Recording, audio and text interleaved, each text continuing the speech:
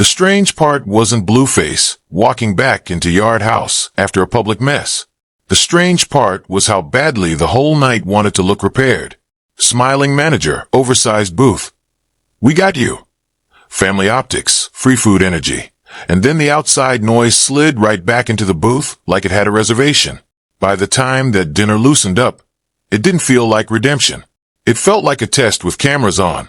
And nah, that matters. If you like your hip-hop coverage with the polish stripped off, hit like, subscribe, ring that bell, and stay close. Because this one isn't about a restaurant at all. It's about what happens when a public apology turns into content. And the content starts telling on everybody. Before we pin the scene down, you need a little backstory on the man inside the booth, because Yard House didn't happen in a vacuum, and neither did the apology, the pregnancy arc, or the livestream economy that made both of them worth broadcasting. To understand why a single restaurant dinner can carry this much gravity, you have to understand how Blueface, born Jonathan Jamal Porter, according to public court records and biographical summaries tracked by outlets including XXL, became a walking content factory long before Yard House ever opened a tab for him. The origin story starts with Thoshiana. That single track, originally released in 2018 and later boosted into mainstream orbit through a 2019 remix with Cardi B, became the kind of viral anchor that doesn't just chart. It builds a persona. The off-kilter flow, the off-camera confidence, the deliberately unpolished charisma all flowed into a single brand bucket. Unpredictable. And once a personality gets tagged as unpredictable, the audience starts rewarding every next move like it's a primetime episode. That's how internet rappers stop being musicians and start becoming mini-moguls. That's also how they stop being able to disappoint quietly. Then the legal files started filling up, and a lot of people missed how cleanly those headlines fused with the content engine. According to reporting from 8 News Now and Vibe, Blueface was arrested outside a Las Vegas business in the 300 block of Hughes Center Drive in November 2022 on an attempted murder charge tied to an October 2022 strip club shooting. Reports at the time indicated officers took him into custody around 2:40 p.m. and booked him on suspicion of being involved in gunfire outside a club. Court records and later coverage showed he eventually entered a plea that resulted in up to 3 years of probation with the suspended sentence of 2 to 5 years, per Yahoo Entertainment's recap of the sentencing, which drew from official filings. Less than a year later, in June 2023, Billboard reported Blueface was arrested for robbery while at a Las Vegas courthouse, an irony that didn't go unnoticed. The courthouse arrest came on the heels of the attempted murder case and set up a timeline where his mugshot became a recurring thumbnail on a weekly basis. Fox 5 Vegas covered the same arrest at the time. Both arrests were documented by local Vegas outlets as the rapper continuing to face legal pressure, with each booking adding another tile to the mosaic the audience was already piecing together. Then came the probation fall. According to reporting from XXL, Fox 11 Los Angeles, and In Touch Weekly via Yahoo, Blueface was arrested on January 12, 2024, booked into a men's central facility after parole violation, and eventually reported to have been handed a 4-year sentence for the underlying 2022 case. That booking photo, circulated by TMZ and re-upped by outlets including All Hip Hop, looked meaningfully different from his earlier mugshots, quieter, leaner, less performative. And that contrast alone became a content cycle, because the audience kept comparing the new photo to the old photo and arguing about what prison had already done to him. Now, hold that timeline next to the streaming numbers for a second, because the overlap is wild. By the time the legal file was filling up, the livestream file was already filling out. Hot New Hip Hop reported weekly kick earnings of approximately $25,574.77. with roughly $24,000 of that drawn from endorsements and ad revenue rather than pure subscriptions. Then months later, Hot New Hip Hop reported an updated weekly figure north of $45,000, explicitly framing him as a full-time streamer whose behavior fit the platform's appetite. Aggregator pages, such as the Jasmine brand and polls referenced by Real Hot New Hip Hop listed updated figures as high as $46,000 a week, with cumulative reported earnings reaching the low 6 figures. None of those numbers are independently audited. They are the numbers Blueface himself showed on stream, reported by outlets that watched him show them. But even taking them as a floor rather than a ceiling, the takeaway is brutal. The more chaotic the personal life got, the bigger the streaming payout became. That is not a coincidence.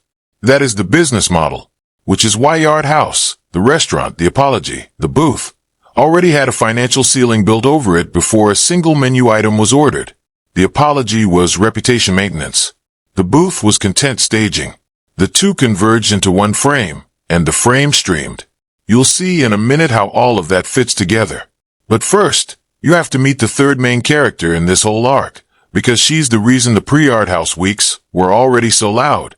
Her name is Chrisean Rock, born Chrisean Malone, and her file is its own cautionary novel. Power 105.1 and The Source both covered the long-running paternity saga around Chrisean Jr., with public DNA claims, public DNA refusals, public Instagram captions, and a denials to confirmation arc that stretched across public livestream panels, social media captions, and outside's commentary for years. Jr. was born in September 2023, according to background reported by Mad Chill TV's Facebook post, and almost immediately the question of whether Blueface would publicly claim him became its own mini-industry. That question didn't stay in the comment section. It bled onto red carpets, Instagram captions, Blueface own streams, and Chrisean's tarot-spiced spiritual live streams. The kid became less a child and more a content pressure point before he could walk. Then came the legal entanglement. Per KDRH and Fox 11 Los Angeles, Chrisean Rock was extradited from California to Oklahoma to face felony marijuana charges originating from 2022, with potential exposure in the multiple-year range, per reporting cross-referenced on Facebook fan pages summarizing the case. She was also detained at the Northeast Oklahoma Community Correction Center during these proceedings, according to coverage cited by Facebook fan aggregators tracking the docket. And in a moment that crystallized the chaos of her public life, Kiss 95.1 Hard covered her arrest after she walked into a courthouse while carrying her baby, picked up on a felony fugitive warrant plus an assault with a deadly weapon charge. So the second main character in this saga had become almost as arrest-friendly as the first. According to BET, she was later released, but the optics of that courthouse arrest became its own sub-narrative, even leaving room for all of those charges to be adjudicated properly and with full due process. The point isn't guilt. The point is the headline footprint, which is also why she has her own show, plural actually. According to IMDb's listing, Blueface and Chrisean. Crazy in Love documents the relationship with the explicit framing of being a documentary series about a couple's ups, downs, and successes. Season 2 is documented on YouTube via the official trailer uploaded to YouTube for fans. And Blue Girls Club, the multi-season reality umbrella tied to the larger Blueface content machine, has been documented through fan recaps and reaction channels like YouTube and Facebook fan trackers, as well as by entertainment aggregators like According to Hip Hop. She isn't just a co-star in his storyline. She's a co-producer of it. Their reality TV footprint is now a third revenue lane, sitting next to streaming and music royalties. So when the Yard House apology happened, the audience wasn't just watching a man, a woman, and a kid eat dinner. The audience was watching someone whose legal record has been cataloged by Vegas outlets, whose booking photo had already gone viral on TMZ, whose streaming income had already been publicized on Hot New Hip Hop, whose reality show had been recapped on IMDb, and whose on-again partner had her own warrant history and felony exposure, attempt to sit down with his pregnant girlfriend at a restaurant that had just publicly accused him of smoking. And no part of that sentence is light. With that lens on, the dinner stops looking like an apology dinner. It starts looking like a soft re-entry into a content cycle where Blueface is the producer, his family is the cast, the streaming platform is the studio, and the audience is the audience. So let's pin the scene down quick. According to posts circulating around the situation, Blueface and Nevaeh Akira were previously confronted at Yard House after a waiter accused their table of smoking, and management later reached out directly to smooth it over and invite them back. The return dinner then played out on livestream with Blueface Nevaeh and her son Superior at the table, while staff bent over backward to make it right, and the chat kept tugging the mood in 10 different directions at once. That's the setup. Now watch where the seams start showing. But here's the part most people blur past. The apology itself didn't just come from a waiter. Posts on Facebook, including Cheryl's World and Unique Hogan's post, and posts cross-referenced by TMZ's Facebook video, and a separate reaction clip on Instagram traced the apology to a Yard House executive, not just an in-store manager. That distinction matters because executive-level outreach is a brand decision. A local manager can say sorry to smooth over one table. An executive call means the chain itself decided the optics were bad enough to warrant personal intervention. In other words, the original smoking accusation didn't just bruise Blueface Night. It bruised Yard House's social media presence. The apology was as much about the restaurant's image as it was about the rapper's feelings. And you can see exactly why the brand got nervous.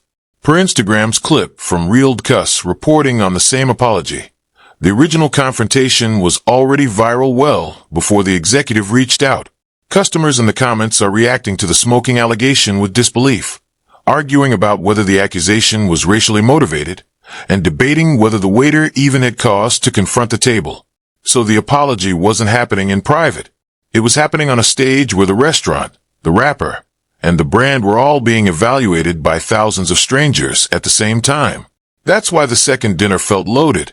The first dinner was already content. The second dinner was a corrective press release disguised as a family meal. Back on February 22nd, when the pregnancy first got pushed into the public square, Blueface looked at Nevaeh and said, "Congratulations, you're having a Blueface baby." The Shade Room. Loud. Almost celebratory to the point of performance. And look, you have to date stamp that moment against the rest of his year. According to Vibe and Yahoo Entertainment, the underlying 2022 case was still working through the courts in early to mid-2025, with probation conditions and pending court dates limiting where he could travel and what he could post publicly. So when he stood in front of a camera and shouted, "You're having a Blueface baby," he was doing it while legally constrained. That juxtaposition is uncomfortable in ways most viewers don't clock. A man whose recent mugshots had been a recurring thumbnail was now pivoting his public narrative toward fatherhood, marriage optics, and domestic stability. Both could be true at the same time. The performance is what audiences had to figure out. A few outlets covering that same reveal also caught Nevaeh answering with, "We love you, Daddy," while the couple leaned all the way into the family frame. Cute for a second. Also very online. Then on March 1st, during the gender reveal stream, Nevaeh said, "I hope he has my eyes and just your face." And Blueface answered, "I'm pretty happy about that actually. I was team girl, but I'm happy to be having a boy." Soft moment. Real soft. Fast forward to July 21st, and the softness was gone. Blueface sat her down and said, "I cheated. I know. Sorry. That's not a confession with any weight on it. That's somebody tossing a cinder block on the table and waiting to see who flinches." Nevaeh didn't flinch first. She answered, "There's no reason to say sorry if you had intentions on doing it." Fair. Extremely fair. And when the pushback kept coming, his answer got colder. "Take my apology and take it with honor. I don't want to hear all that other shit." Phew. That line didn't just sting. It explained the whole weather system. A little later, after that separate pool clip made people nervous enough to call the cops, Nevaeh had to tell officers, "No, I wasn't kicked in my stomach," after first saying she was pregnant as hell big. Read that one slow. A woman that close to delivery had to calm police down because livestream horseplay got spun into a welfare check. Then came the ugliest little dart in the room. During another stream, Nevaeh fired off, "Shout out to the baby disabler," aimed at Chrisean Rock, and Blueface laughed before half starting a reply he didn't finish.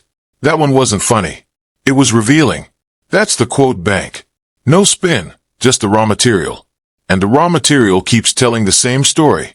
Every time there's a chance to make the relationship feel grounded, the public layer barges in and drags it back towards spectacle.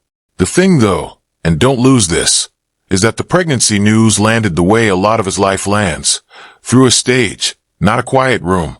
By the time February's reveal came out, Blueface already had at least 3 channels of content running. He had a live stream persona, He had a reality series. He had a music catalog with one track that the algorithm refused to retire. So, congratulations, you're having a Blueface baby. Didn't land in private. It landed in a feed. And once it hit the feed, the audience locked in. Every subsequent moment with Nevaeh would be filtered through the lens of whether the pregnancy was real intimacy or another product line. Look at the sequence. February gives you the pregnancy reveal and the shiny, domestic rollout. March gives you the gender reveal, the baby name chatter, the family-facing brand package. Then July hits, and the whole tone shifts when Blueface is seen with Chrisean at a Los Angeles beau party on July 20th. Right before admitting the infidelity to Nevaeh the next day. Same relationship, different product. And that's where the timing starts looking less random and more engineered. Because Complex noted that on July 17th, just days before that admission, Blueface had told Nevaeh, "I wouldn't have made you my girlfriend if I was going to cheat on you." 3 days later, the script flips. Not metaphorically. Literally. There are a couple of things worth pulling out of that July swing. First, the timing wasn't sloppy. Complex layered the apology confession right against documented visibility with Chrisean, which means the audience wasn't left guessing. They had court-adjacent receipts. Second, the beau party on July 20th carried its own symbolism. A public, photographed, friend circle event the day before the cheating admission to a pregnant partner wasn't a slip.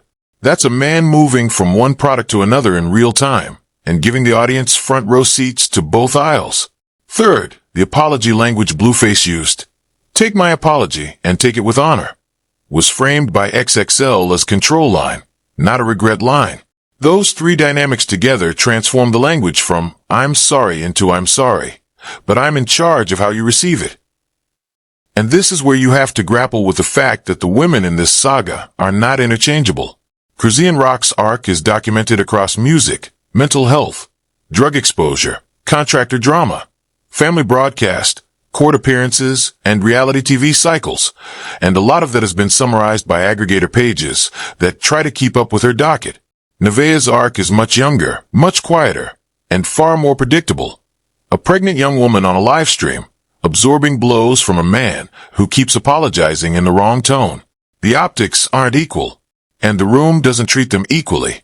The chat treats them like characters in a show Blueface is hosting, which is essentially what they are. Pause for a second. Look at the baby disabler clipped through that lens. That wasn't a throwaway jab. That was a pregnant woman taking a shot at the co-parent of her partner's other child. And her partner laughed before finishing a reply. Per Hot New Hip Hop's coverage of the clip, Blueface didn't step in to clarify, didn't step in to defend, didn't step in to soften. He half laughed, half tried to answer, and then let the moment hang. That's the kind of small pause that tells the audience everything. He wasn't protecting either woman in that exchange. He was hosting it. Now think about the audience again. They aren't watching a couple argue. They're watching a host translate argument into clip, translate clip into meme, translate meme into the next stream. And every step along that chain keeps running through the streaming payout structure that Hot New Hip Hop and Instagram cross-posts from the Jasmine brand reported. So the disabler joke isn't just cruelty or jealousy or coping. It's also inventory. XXL pushed it even further by framing his return home on August 10th as a straight-up power move. Their recap says Nevaeh challenged the public disrespect, and Blueface answered with "Welcome to Blue's World."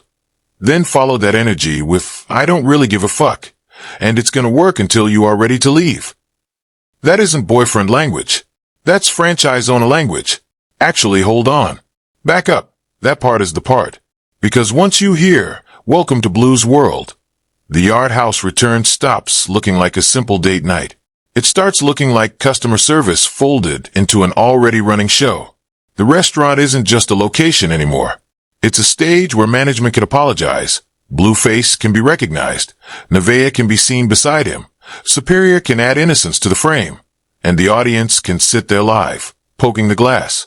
That's why the details from the dinner matter more than people think. In the stream, the manager comes in warm, overly helpful, eager to recommend food, eager to comp the meal, eager to make the family comfortable. Blueface plays along. Nevaeh plays along. Everybody tries to let the "they made it right" storyline breathe for a minute. But the chat doesn't care about a clean narrative. The chat wants leverage. Now, pause on that, because the comp meal is the part one really wants you to see. Restaurant chains do not comp meals for celebrities as a charity gesture. They comp meals for celebrities because the meal will end up streamed, clipped, screenshot, and broadcast to audiences the restaurant brand wants to reach. Yard House knew exactly what was happening inside that booth, just like Blueface knew. The two economies lined up. So the warm entrance, the manager's recommendations, the free food energy wasn't just corporate politeness.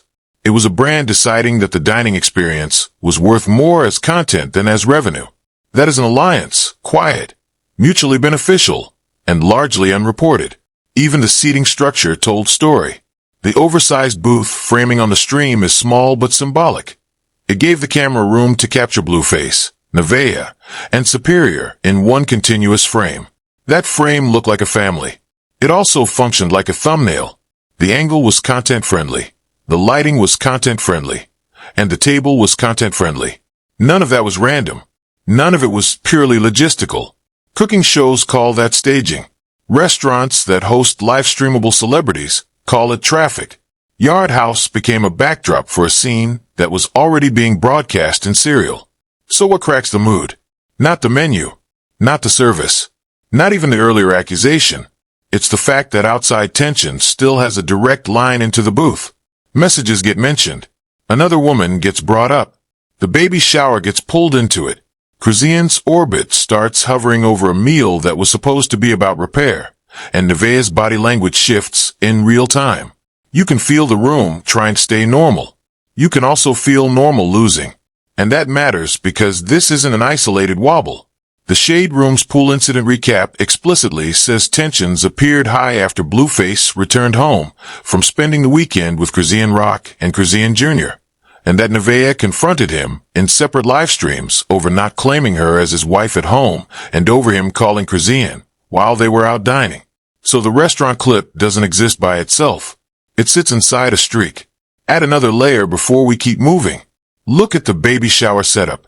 According to Cheryl's world recap of the baby shower tension, Chrisean Rock publicly reacted after learning she and her son Chrisean Jr. were not included on the invite list for Nevaeh and Blueface baby shower.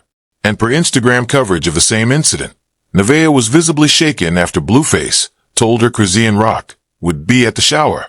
Those two moments are crucial because together they imply that the baby shower's guest list, not just its footage, was already a loaded negotiation. The Yard House dinner happened with that baby shower looming. Every menu item, every booth laugh, every chit-chat with the manager was being shadowed by a fight over who gets to be in the room when the next family moment went live. Even the sweet-looking moments carry static under them. The family booth, the playful talk with Superior, the foot rub, the order everything energy, the heat complaints, the little jokes. All of that feels less like peace and more like people trying to keep the air from collapsing while the audience keeps shoving fresh oxygen onto the fire.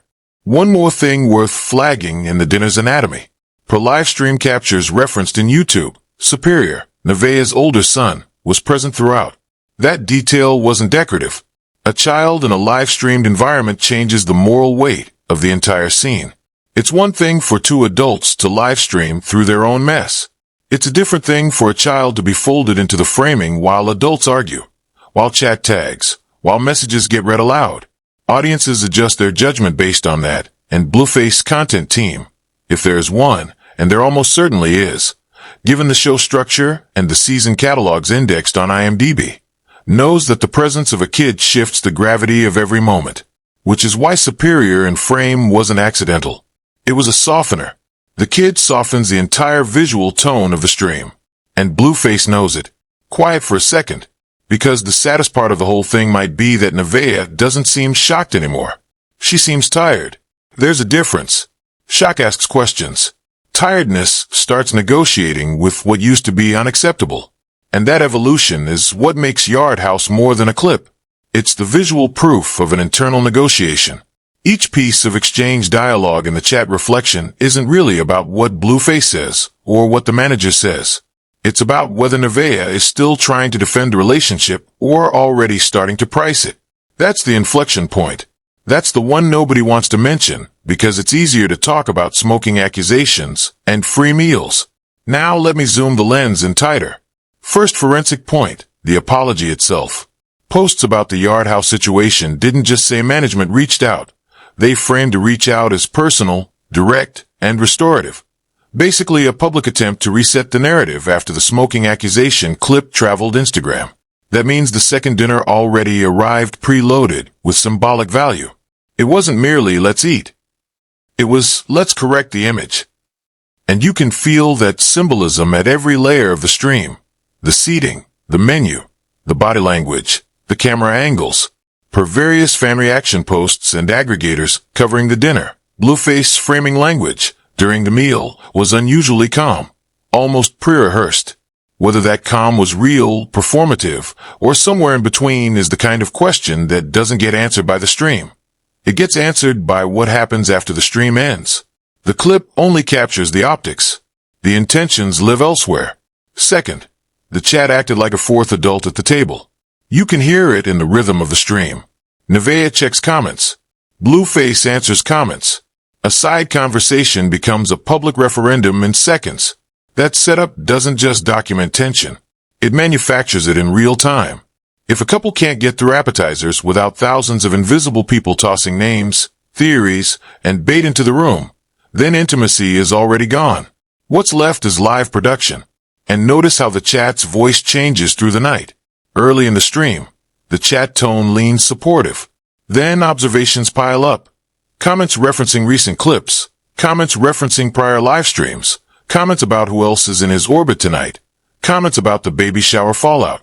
By the second half of the meal, those references start landing like unsolicited advice from strangers. That pivot isn't random. It's audience behavior in real time. The viewers in the chat train themselves, across months of Blueface content, to expect feedback moments, and the platform's UI encourages them to leave it in the room. So the room gets corrupted from the outside in. Third, the pregnancy frame changes everything. When police had to ask Nevaeh whether she was kicked in the stomach, that turned internet antics into potential welfare territory, even if she denied being in distress. So when the dinner stream later shows her emotional, overheated, and publicly trying to keep her footing, people don't read it like random couple static. They read it through the lens of all the instability already on file. That context is heavy whether Blueface wants it to be or not. And the pool incident didn't stand alone. Police got involved, not fans. That's a different level. The same live stream drama that the audience treats as entertainment is, on some nights, a welfare check. That bifurcation, entertainment versus welfare, is part of why the Yard House footage lands harder than fans expected. When something goes sideways inside a private home, the live stream sets up real consequences. When something goes sideways inside a restaurant booth, the live stream sets up employer consequences. Both scenarios leverage outside institutions to resolve moments that should never have been broadcast in the first place. Fourth, Chrisean doesn't even have to physically be there to control the temperature. Complex tied the cheating confession directly to the July 20th boat party meetup, where Chrisean told Blueface, "When you start claiming your son, that's when the beef is over." XXL then framed the aftermath as Blueface returning home basically unmoved by Nevaeh's pain. So by the time Yard House happens, Chrisean isn't a side character. She's a pressure system. One mention and the whole room tilts. And she doesn't just haunt the conversation. She haunts the legal file. According to KISS 95.1 and Fox 11 Los Angeles, Chrisean was extradited between California and Oklahoma on drug-related felony charges from 2022, with the KDRH reporting on her county jail intake. So while the chat is busy casting Chrisean as the temptress in a romantic melodrama, the criminal docket is busy casting her as a defendant in a felony case. Both could be true. Both are running in parallel. And the chat rarely remembers the second one. That gap is huge. And maybe the coldest little fragment of all is that Blueface keeps sounding most comfortable when the women around him are forced to react on camera. Nevaeh asks him to clarify. Chrisean demands public acknowledgement. The audience throws names into the chat. He sits in the middle translating all that chaos into content. That's not just messy relationship behavior. That's a hosting style. It's the same skill set you see on the streaming dashboard. Hot New Hip Hop reported. Know the chat, ride the wave, keep the temperature just uncomfortable enough to retain attention without crossing into performance collapse. Hype without approachability, drama without resolution, accusations without outcomes. That's not chaos. That's choreography. Now look at how the outlets split on this, because that part says a lot too. Complex treated the cheating admission like a headline event with timeline consequences. Boat party, confession, contradiction, due date, public receipts. Their framing says, this matters because the sequence exposes dishonesty. XXL leaned harder into control and emotional imbalance, zeroing in on the homecoming dynamic and the idea that cheating would continue until Nevaeh left. Their framing says, this matters because somebody is openly setting the terms of disrespect.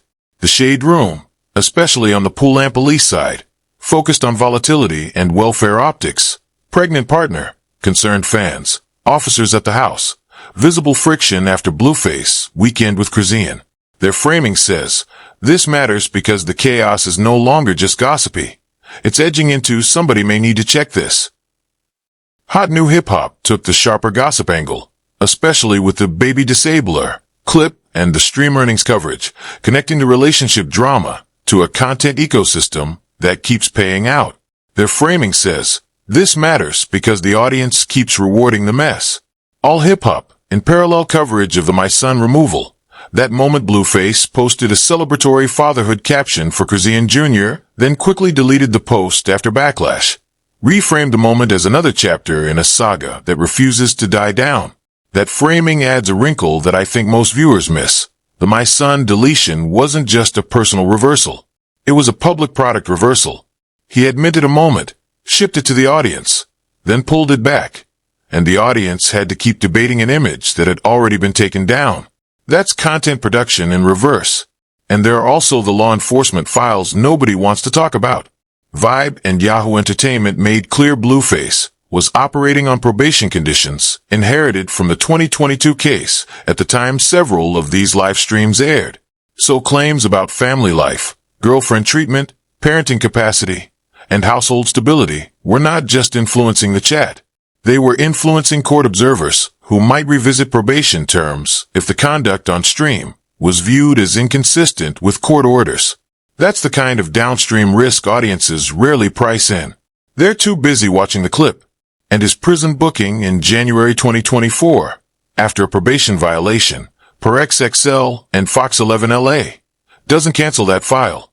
It just transforms it. The court system doesn't erase past behavior because time has passed. It reevaluates it.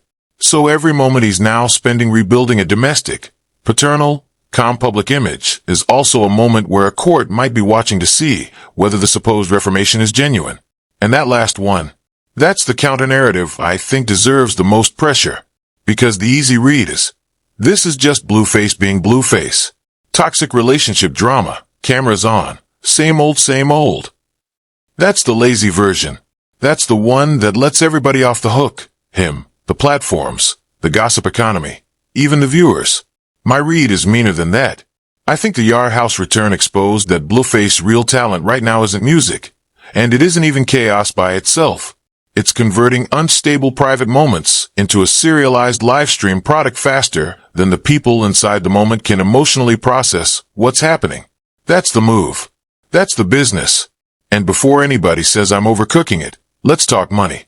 Hot New Hip Hop reported that Blueface showed weekly kick earnings around $25,000 at one point, with roughly $24,000 of that coming from endorsements and ad revenue rather than subscriptions. Then HNHH reported an updated weekly figure of $45,000, explicitly saying he had turned into a full-time streamer, and that his antics fit the medium naturally.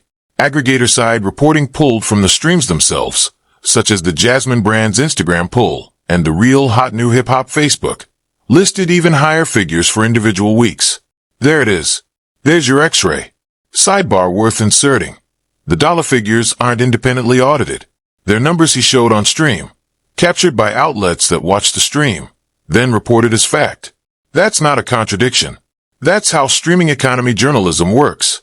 The receipts his audience trusts most are the ones he chooses to flash.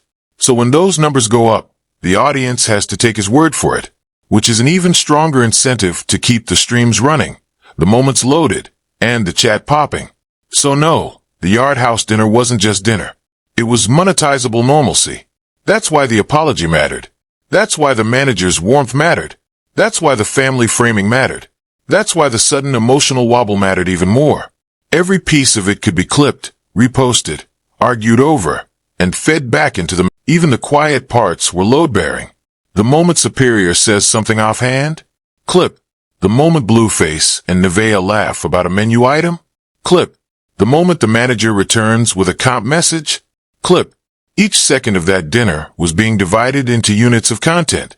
The bigger the stream, the more units. The more units, the higher the cumulative ad exposure. That math is relentless. It doesn't care about the emotional context. Nevaeh, meanwhile, keeps getting placed in the most punishing role in this entire format. Not the ex, not the villain, not the loud disruptor. The woman who has to absorb humiliation in real time while still making the stream feel watchable. That role is brutal. It demands patience, beauty, restraint, humor, loyalty, and a tolerance for public embarrassment that would flatten most people. It also demands a constant negotiation between authenticity and survival. The audience wants raw emotion. The platform rewards emotional volatility. The man at the center of the household rewards performance over privacy. The women in his life end up competing for the most punishing version of private exposure. And the only ones who don't pay for it are the viewers themselves. And Chrisean's presence, even off-screen, keeps functioning like a trigger file. Her name doesn't enter these stories gently. It enters like a lever. Complex gave you the public paternity tension. All hip-hop framed the My Son post-mess, and the ongoing blame game as yet another episode in a saga that refuses to die down. So when that energy hovers over a meal that was supposed to symbolize repair, the meal never really stands a chance. And the lever doesn't just pull on emotional temperature. It pulls on legal exposure, financial exposure, even reputational exposure for the people around the table. According to the source and Power 105.1, Chrisean's public paternity back and forth, including dispute-driven Instagram captions denying and later confirming Blueface as Junior's biological father, has stretched across years. By the time Yard House happened, that saga had already produced its own headlines, captions, and reconciliation attempts. So when Junior's name gets mentioned in any adjacent frame, even by inference, it pulls the entire load. Nah, scratch that. The meal was probably never meant to stand a chance. It was meant to hold long enough to make good content. That's the take. And look, I don't say that to be cynical for clicks. I say it because the timeline is so consistent with the format of the platform economy he operates in that treating it as some accidental dinner missed the whole point. The dinner happened because he streams. The apology happened because the apology could be streamed. The manager came in warm because warm was good content. The manager could comp because comp was good content. And the chat had the night's most field-tested effect on the mood of the room because the chat is a content engine he doesn't control and can't stop feeding. Every single input and output in that booth was content formatted. What will happen next is Blueface will keep leaning into the family stream format because it will keep paying, and the tension will keep getting packaged as real life instead of recognized as the main event. Expect more controlled domestic settings, dinner tables, living rooms, car rides, baby-adjacent moments, because those spaces will make the chaos feel intimate instead of outrageous. The people betting on him to suddenly protect the privacy of these relationships will lose first. Another path will open if Nevaeh starts drawing boundaries that affect the product instead of just the feelings. If she limits camera access, refuses live conflict, or turns the baby era into something less available to the chat, the whole rhythm will wobble. Watch how fast the surrounding cast, the audience, and maybe even Blueface himself will test those limits. The opposition side, the folks who assume pregnancy automatically locks loyalty in place, will get surprised by how quickly a public role can stop being worth the cost. And there are a couple of cascade risks the chat rarely prices in. Court dockets don't care whether the drama was algorithmic. According to the various Vegas, LA, and Oklahoma reports cited earlier, at least 3 separate legal matters have touched his life or the lives of people adjacent to him in the past 3 years. None of that cancels because Yard House ran hot one night. And 5 years out, this whole stretch will age like a case study in where hip-hop celebrity has already been headed. Less album cycle mystique, more domestic livestream theater, more relationship crisis as recurring programming, more audiences treating emotional fallout like season finales. The winners in that world will be the people who can still create mystery. The losers will be the ones who give away every tender moment for a short spike and wake up one day with nothing left to hide except the fact that they're exhausted. Here's the deeper cut. Most celebrity culture still treats marriage and family as private thresholds. Historically, public figures negotiated when to bring cameras into those moments, and the cost of crossing the threshold too fast was reputation damage. The live stream economy collapses that door. Family pressure becomes camera content. Legal tension becomes camera content. Reconciliation attempts become camera content. The threshold is no longer private. The threshold is a production milestone. Once you cross it, every subsequent moment inside it gets priced, edited, clipped, and judged in public. So Yard House isn't an isolated dinner. It's the moment a private threshold became publicly observable, in real time, on a partner stream, surrounded by chat contributing factors, paid for in brand goodwill, watched by thousands. Nothing that happens inside that booth is purely private anymore. Even after the live stream ends, the after images of the evening will continue to inform the next clip, the next stream, the next baby photo post, the next confrontation, the next reconciliation attempt. The format converts every family threshold into a chapter, and chapters are monetized. That's the part people will quote later. If you made it to the end, run the like up, subscribe, hit the bell, and tell me where you land on this. Was that Yard House return a peace offering? Or was it content wearing a peace offering costume? Either way, Fame Cryptix is staying on it. So drop your take, and I'll catch y'all on the next one.